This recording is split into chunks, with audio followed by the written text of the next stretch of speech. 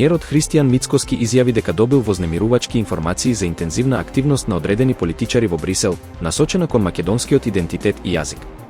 Тој очекува Европскиот парламент да испрати силна поддршка за македонскиот идентитет, напоменувајќи дека заедно со министерот за надворешни работи успеале да го амортизираат притисокот кој, според него, повторно се обидува да го загрози националниот идентитет. Мицкоски истакна дека се работело за обид да се доформулира македонскиот идентитет со додавки како модерен или сегашен, што според него представува обид за создавање нова нација и дискредитација на Европската унија. Тој додаде дека, иако постојат поединци во Европскиот парламент со такви ставови, огромното мнозинство европратеници застануваат зад македонските аргументи.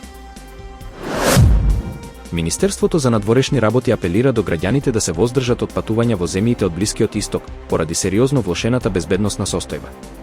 По затворањето на воздушниот простор и аеродромот Бен Гурион во Тел Авив, сите летови кон и од Израел се откажани, со можност да се обноват во текот на денот, доколку условите дозволат. Според информациите од амбасадата во Тел Авив, 11 македонски државјани чекаат евакуација од Израел, а алтернативна опција е евакуација по море кон Кипар. Од 17 до 22 јуни, купно 27 државјани изразиле интерес за евакуација, но не сите се подготвени веднаш да заминат.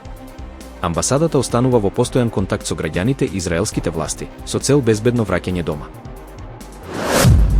САД изведоа масовен воздушен напад врз 3 ирански нуклеарни објекти во Фордоу, Натанс и Исфахан, користејќи бункер-бомби и стелт бомбардери во рамки на операцијата Полноќен чекан.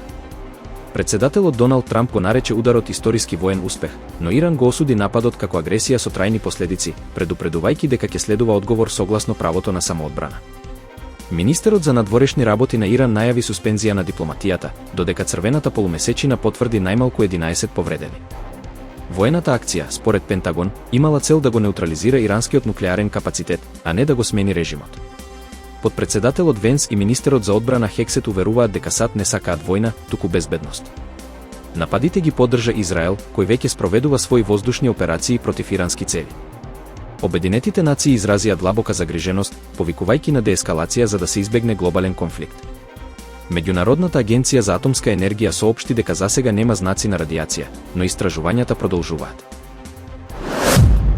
Сојузниците на НАТО постигнаа договор за нова цел во трошоците за одбрана, според која државите членки ќе се обврзат да издвојуваат најмалку 5% од својот брутодомашен производ до 2035 година.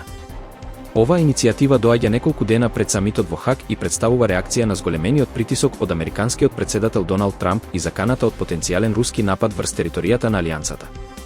Според договорот, 3,5% од брутодомашниот производ ќе бидат насочени кон конвенционална одбрана, додека дополнителни 1,5% ќе се користат за борба против тероризмот и инфраструктура од воено значење.